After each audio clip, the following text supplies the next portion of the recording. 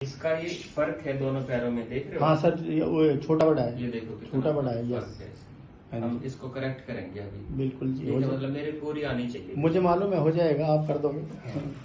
नहीं, दूर से बना लो। ये थेरेपी मैंने देखी है पहले। आपने कहाँ देखी है? ये सर मैंने फरीदाबाद में देखी थी।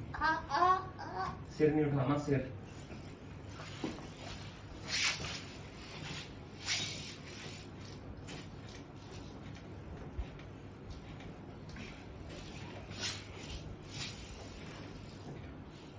अब ये इक्वल हो गया।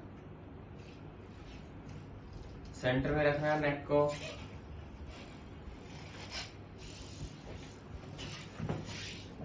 ढीला छोड़ो, ढीला।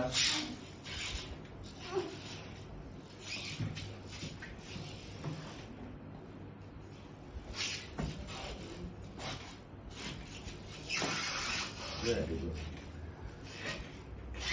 नेक सेंटर में, सेंटर में।